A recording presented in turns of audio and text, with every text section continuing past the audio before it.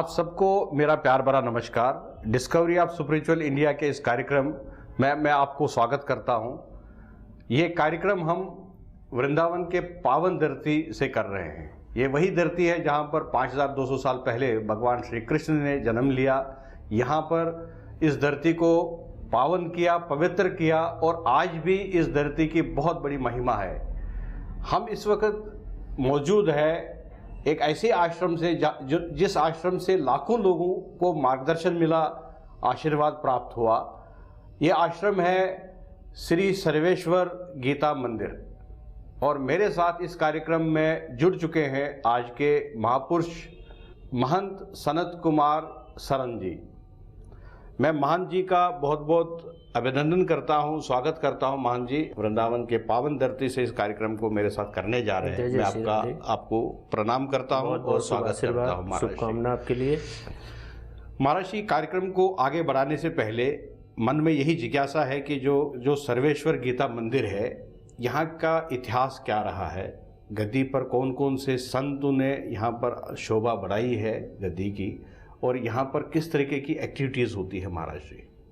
हमारे परम पूज्य महामंडलेश्वर प्रातः स्मरणीय सद्गुरुदेव भगवान के श्री चरणों में दंडवत प्रणाम करते हुए मैं आपको बताना चाहता हूँ कि हमारे परम पूज्य महामंडलेश्वर गुरुदेव भगवान श्री राधा मोहन दास जी महाराज द्वारा ये आश्रम का विकास हुआ।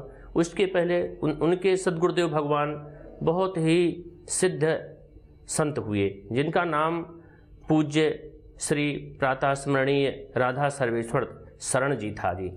उनके ही कृपा पात्र हमारे गुरु जी हुए और उनके ही कृपा पात्र मैं सनत कुमार शरण आपसे बोल रहा हूँ जी, और आपको बता रहा हूँ इस आश्रम के बारे में। और हमारे सद्गुरुदेव भगवान के द्वारा ही ये आश्रम का विकास हुआ, जहाँ पे 18 अध्याय गीता का लेखन हुआ है और बहुत ही अच्छी छवि आप देखते हुए दर्शन किए हुए हैं कि राधा सर्वेश्वर भगवान यहाँ विराजमान है और बहुत ही अलौकिक छवि है उनकी। कहने के लिए तो हम कुछ भी कहेंगे, लेकिन आप दर्शन करके आपका मन गदगद हो जाएगा। और उसी क्रम में विष्णु भगवान हैं यहाँ पे, हनुमान जी की मूर्ति की प्रतिष्ठा हुई है, दुर्गा जी की प्रतिष्ठा हुई है और हमारे सद्गुरुदेव भगवान के गुरुदेव भगवान की यहाँ पे प्राण प्रतिष्ठा हुई है, जिसका नाम श्री राधा सर्वेश्वर शरण दास जी है। गुरु जी यहाँ आए थे और तब कुछ भी नहीं था, एक छोटा सी कुटिया थी सद्गुरुदेव भगवान की। फिर यहाँ गुरुजी विकास करने में लगे। गुरुजी यहाँ संत समाज में काफ़ी चर्चित रहे और वामदेव महाराज जी के समय से ही महामंत्री रहे और बहुत ही चर्चित और बहुत ही एक्टिविटीज उनकी साधु समाज में रहा। सभी अच्छे संतों से उनका मिलन रहा, कोई भी कार्य को आगे बढ़ चढ़ के भाग लेते रहे। उसके बाद ये सब देखे कि इस काम में मज़ा नहीं आ रहा है। हम आए थे हरिभजन को और ये तो राजनीति और नेतागिरी होने लगी है, सेवा में कम ध्यान हो गया है और आज यहाँ कुछ हो रहा है तो वहाँ पहुँच जाए, आज यहाँ नेतागिरी हो। तो गुरु जी ने बैठे रहे और एक निर्णय ले लिया कि अब तो सिर्फ आश्रम में रह करके और भजन करना है। तो उसी दिन एक बैक अपने निर्णय को लेते हुए और 14 साल मौन व्रत का निर्णय लिया। 14 साल मौन व्रत लेने के लिए और फलाहार लेंगे। 14 साल तक फलाहार लेंगे, कोई कथा नहीं करेंगे, किसी से बात नहीं करेंगे और समय निश्चित कर दिया कि हम 1 घंटे का गेट खोलेंगे।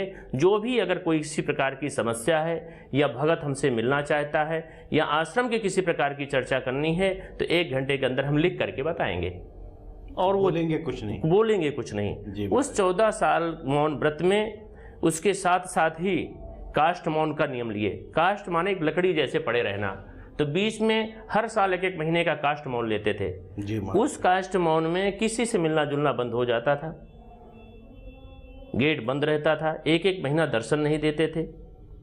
एक निश्चित समय था कि हफ्ते भर में गेट खुलेगा तो वहाँ हम लोग जा करके फल फ्रूट रख देते थे। फिर 1 हफ्ते बाद वो गेट खुलता था लेकिन दर्शन नहीं होता था, किसी प्रकार का कोई एक्टिविटीज़ गुरु जी के द्वारा हमको पता नहीं चलती थी।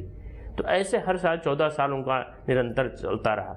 उसी में जो हमारे निम्बार भगवान हैं, जो हमारे आचार्य हुए हैं, उनकी आराधना, कृष्ण जी की आराधना, राधा जी की आराधना और भजन में निरंतर लगे रहे और काफ़ी 18 पुष्चरण किए गोपाल शास्त्र नाम का, जो आजकल के संतों में बहुत बड़ी बात है। आज भी गुरुदेव भगवान बहुत बड़े बड़े आश्रम तैयार किए। सर्वेश्वर गीता मंदिर में लगभग 50 कमरे का आश्रम है, 20-25 विद्यार्थी रहते हैं, 10 संत रहते हैं। उनकी सेवा, उनका देख रेख, उनकी पढ़ाई की व्यवस्था पूरा आश्रम द्वारा चलता है। भक्तों को आने जाने की, रहने की फर्स्ट क्लास व्यवस्था है। भागवत विद्यालय चल रहा है यहाँ पे, और सुबह शाम आरती कीर्तन जो भी नित्य नए प्रोग्राम होते ही रहते हैं। इसके बाद हमारे सद्गुरुदेव भगवान ने जयपुर आश्रम बनाया। जी महाराज। वहाँ पे बहुत अच्छा मंदिर बनाए, बहुत अच्छा आश्रम बनाए, और नया खाटू श्याम एवं दशावतार मंदिर का नाम रखे जी। तो वहाँ तो एक खाटू श्याम की विग्रह का प्राण प्रतिष्ठा हुआ, और 12 अपने जो ठाकुर जी हैं उनमें राधा कृष्ण, राम लक्ष्मण, सीता, लक्ष्मी नारायण, इनका वहाँ प्राण प्रतिष्ठा की गई। उसमें हंस भगवान, सभी का मतलब अपने जो है आचार्यों का वहाँ पे काफ़ी अच्छा निरंतर वहाँ आज 10 साल से अखंड रामायण का पाठ निरंतर चलता आ रहा है, 24 घंटे जी। जी महाराज। और 5 आरती, सुबह आरती, शाम आरती, 5 आरती जो हमारे यहाँ होती हैं, वो 5 आरती वहाँ होती हैं। आने जाने वाले को सुचारू रूप से व्यवस्थाएं होती हैं। कभी गुरुजी वहाँ रहते हैं, कभी वृंदावन में रहते हैं। इसी क्रम में गुरुजी जयपुर के बाद गिरिराज में बनाए। जी महाराज जी। गोवर्धन में एक निर्णय हुआ कि एक आश्रम यहाँ बनाए। सभी परिक्रमार्थी हमारे जयपुर, भगत, विदिशा, मध्य प्रदेश, अन्य प्रदेशों से आते जाते थे परिक्रमा के लिए। जी। तो उनके रहने के लिए, खाने के लिए एक उत्तम व्यवस्था बनाई जाए। तो एक मीटिंग की अपने भक्तों से, तो सभी भक्त बहुत खुशी हुए, और एक वहाँ बहुत ही सुंदर 120 कमरे का आश्रम का निर्माण कराया गया। और उस आश्रम का निर्माण कराते ही एक वहाँ गुरुजी की लालसा हुई कि आश्रम तो बन गया, लेकिन कोई प्रकल्प अच्छा नहीं चल रहा है यहाँ। तो उस प्रकल्प में गुरुजी ने गिरिराज अन्न क्षेत्र चलाने की घोषणा की भक्तों में। सभी भक्त तन मन धन से कहे, हाँ महाराज इसको बहुत सुचारू रूप से और बहुत अच्छे रूप से चलाया जाए। तो हमारे गिरिराज अन्न क्षेत्र जो है वो निरंतर 5 साल से चल रहा है। सुबह बाल भोग में कभी हलवा, कभी पकौड़ी और चाय बढ़ता है सुबह 8 बजे। शाम को प्रतिदिन 4:30 बजे से लेकर 6 बजे तक 1 कुंटल की पूड़ी और सब्जी निरंतर बढ़ती चली आ रही। और निरंतर वहाँ नए नए आयोजन होते रहते हैं। आयोजक भी बहुत आते हैं, भक्त की बड़ी अच्छी लालसा रहती है। इसी क्रम में गिरिराज क्षेत्र में हमने एक सदस्यता का अभियान चलाया जी। तो उसमें काफ़ी सदस्य हमारे जुड़े, और उसका सदस्यता का शुल्क रखा गया 21,000 रुपये। उस 21,000 में हमने ये रखे कि गुरुजी द्वारा कि जो भी सदस्य 21,000 देंगे वो हमारे आजीवन सदस्य होंगे और आजीवन हमारे मेंबर होंगे। और वो पैसा हम कोई निकाल नहीं सकता, वो बैंक में फिक्स डिपॉजिट होगा, उसके ब्याज से चलेगा। और ये वहाँ नियम लगा दिए कि गिरिराज क्षेत्र ब्याज से ही चलता है। जी। और उसमें एक नियम भी लगा दिए कि ये पैसा अगर कल किसी प्रकार का दिक्कत आती है तो जिसके द्वारा 21,000 रुपये आ रहा है वो उसका नॉमिनी भराते हैं फॉर्म। अच्छा महाराज। वो भी बैंक में जमा कर दिया जाता है कि अगर ये कल हमारे रहें या न रहें, कोई दिक्कत आती है, ना चला पाए कोई, तो कोई भी ट्रस्टी या हम गुरुजी के उत्तराधिकारी हैं, वो पैसा निकाल नहीं सकते। ब्याज के अधिकारी हैं अगर सही सलामत चलता है गिरिराज क्षेत्र, तो अन्यथा वो पैसा नॉमिनी को वापस हो जाएगा। अच्छा, वापस ही कर जी। उसमें लिखा हुआ है, हमारे डीड में भी लिखा हुआ है और बैंक में भी गुरुजी लिख के दे दिए हैं। ये तो पहली बार ही सुना महाराज से इस तरीके का। और गुरुजी तो अपने पास पैसा कभी रखते ही नहीं। अभी बहुत कुछ दिन ही पहले मैंने कहा कि महाराज जब खाता जरूरी है तो हमारे गुरुजी अपने नाम खाता खुलवाने, न था वो खाता भी नहीं खुलवाते। और उनकी दिनचर्या तो कहने की क्या बात है प्यारे। आज 15 साल तो हमें हो गया उत्तराधिकारी बने, गुरुजी कभी भी एक गिलास हमारे हाथ से जल नहीं लिए। और कहीं भी यात्रा करते हैं या तो हैंड पाइप मिलेगा तब जल लेंगे, वो भी अपने हाथ से, या तो सबमर्सिबल पानी। दूसरा पानी पी नहीं सकते, चाहे 2 दिन हो जाए, 3 दिन हो जाए। एक बार मैं दिल्ली लेके गया दवा कराने, कुछ 3 दिन तक जल नहीं लिए। तो मैंने कहा यहाँ तो दवा हो गई आपकी, आप वापस चले, और यहाँ के ठाकुर जी कृपा से ठीक हो गए। तो आज भी उनका जो नियम है, अपना वस्त्र स्वयं धुलते हैं, एक ही वस्त्र धारण करते हैं जब तक वो फट ना जाए। स्वयं धुलते हैं, स्वयं सुखाते हैं, अपना झाड़ू पोछा बर्तन स्वयं करते हैं। और मात्र या नियम ले लेते हैं कि हमको 6 महीना सत्तू पे रहना, तो मात्र 100 ग्राम सत्तू लेंगे। फिर अगर नियम ले लिए कि नहीं, एक फल कोई भी लेंगे, केला लेंगे तो 4 केला लेंगे, उस पर ही रहेंगे।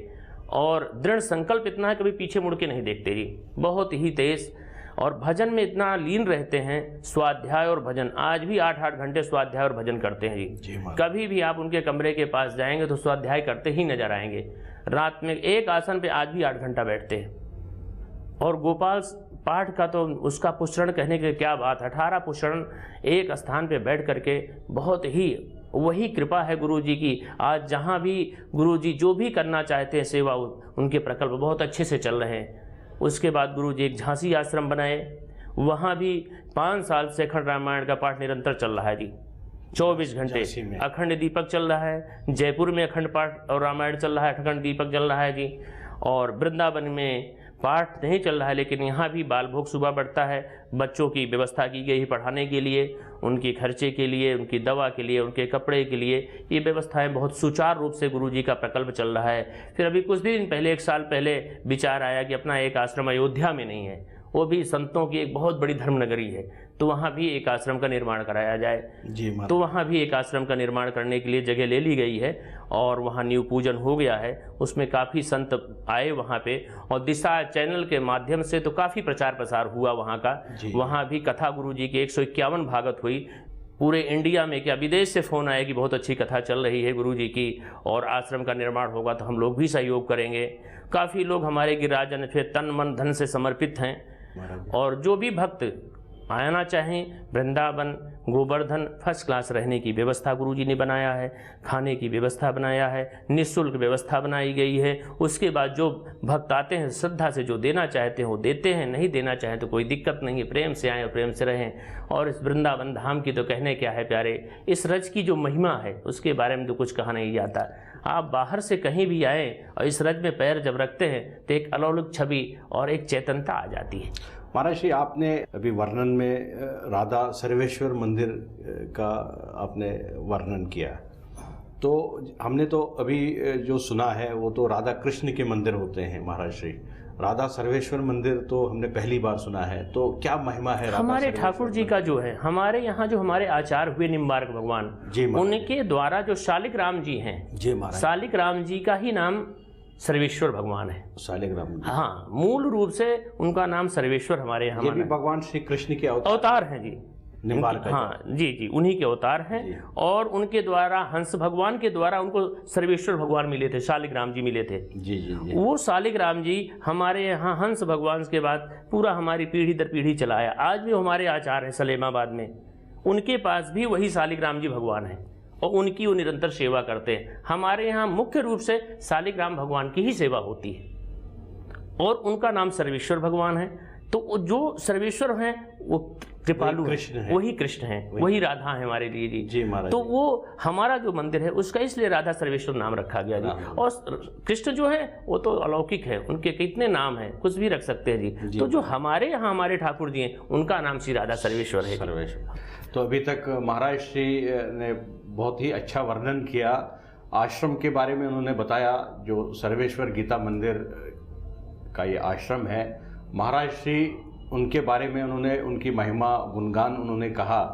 और ये सर्वेश्वर मंदिर, राधा सर्वेश्वर मंदिर नाम क्यों पड़ा, इसके बारे में भी आप लोगों ने पूरा समझा जाना। हम एक छोटे से ब्रेक के लिए यहाँ रुकते हैं और ब्रेक के बाद में वापस हम महाराज श्री के साथ में चर्चा जारी रखेंगे।